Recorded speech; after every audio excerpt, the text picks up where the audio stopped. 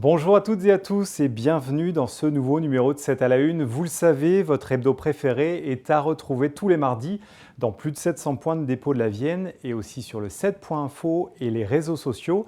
Vous ne l'avez pas encore lu, pas de souci, on vous le présente et on se retrouve juste après avec notre invité de la semaine. C'est décidément compliqué entre Grand Poitiers et le département sur la question de l'aéroport. La communauté urbaine a mandaté 2 cabinets bordelais pour étudier l'avenir de la plateforme. Pour l'un de ses vice-présidents, Gilles Morisseau, c'est de notre responsabilité d'élu d'interroger le modèle. La démarche passe évidemment mal auprès du département, qui a le sentiment d'être mis devant le fait accompli au sein du syndicat mixte de gestion.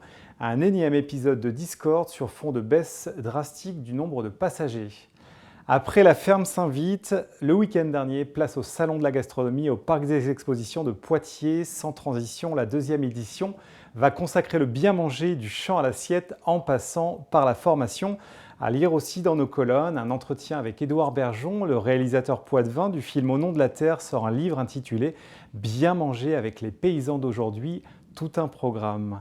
Un an après avoir témoigné dans les colonnes du 7, Janelle se débat toujours avec ses vieux démons. Victime de harcèlement scolaire en 2018, l'ado de 17 ans lutte pour reprendre confiance en elle. Alors que ses anciennes copines n'ont pas été inquiétées par la justice, son témoignage interpelle à la veille de la Journée nationale de sensibilisation contre ce phénomène grandissant. Les exemples sont malheureusement nombreux dans l'actualité. En basket, le PB86 reçoit vendredi l'équipe de Vitré pour le compte de la 13e journée de National 1, la dernière avant une trêve de 15 jours. En cas de succès, Poitiers consoliderait sa place sur le podium de la poule A. On vous dit tout dans ce numéro et notamment la manière dont le club a résisté à un calendrier surchargé au cours des dernières semaines sans qu'un seul de ses joueurs ne soit blessé. On en vient à notre invité de la semaine, Régis Collorec. Vous êtes connu pour coordonner les actions du Téléthon dans la Vienne, mais aujourd'hui vous prenez la parole sur un autre sujet, le Covid long. Bonjour Régis Collorec. Bonjour. Alors, vous avez été atteint du virus du Covid-19 en octobre 2020, vous avez souffert de nombreux symptômes dans la foulée. Comment s'est manifesté ce virus, ce Covid, et puis surtout les séquelles, le Covid long, de quelle manière vous l'avez géré au quotidien? Et question simple, comment ça va aujourd'hui? Mais aujourd'hui, ça va moyen en fait. J'avais passé 6 semaines au centre de réadaptation de Nieul-l'Espoir qui m'avait fait beaucoup de bien. Et aujourd'hui, je manque de temps effectivement pour poursuivre les exercices que je faisais là-bas. Et du coup, je sens le Covid qui revient, la fatigue. Pas plus tard que ce week-end, j'ai eu besoin de dormir plus que la normale, autant pour moi. Et puis toujours ces troubles neurologiques où je perds la mémoire, troubles de l'attention, beaucoup de difficultés en fait à se concentrer. Comment vous arrivez à le gérer dans votre environnement professionnel et puis auprès de vos proches? Comment c'est possible au quotidien de vivre avec ces pathologies? Mais le problème, c'est que mes proches sont sollicités en fait pour compenser en fait, parce que ça m'arrive de faire d'oublier beaucoup de choses et du coup, c'est mes proches qui relayent, mais c'est assez pesant au quotidien. Alors, vous êtes à l'initiative d'un collectif dont on parle dans nos colonnes cette semaine, qui s'appelle Covid Long Poitiers, qui va se réunir une nouvelle fois le 26 novembre au Salon de Blossac. Quel est l'objectif de ce collectif?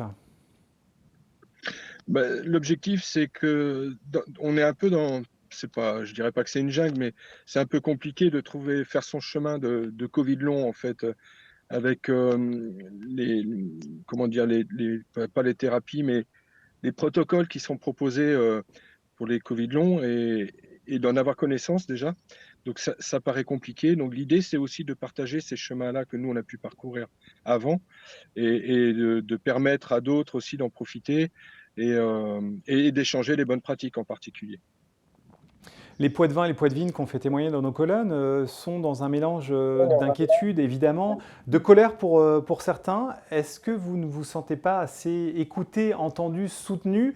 Le président de la République, la semaine dernière, a parlé pour la première fois du Covid long dans l'une de ses allocutions. Est-ce que c'est un bon signal pour vous? c'est un bon signal. Maintenant, j'ai trouvé un certain décalage puisque justement, nous, la création de notre groupe, c'est justement pour essayer de permettre à chacun de trouver son chemin, en fait, parce que tous les protocoles ne sont pas bons pour toutes les personnes. Il faut trouver chacun le protocole qui va à chaque individu. Et, et j'ai pas compris, en fait, le discours du président qui disait que les Covid longs étaient suivis. C'est pas vraiment le cas. C'est vraiment chaotique et ce serait bien d'arriver à structurer un peu tout ça.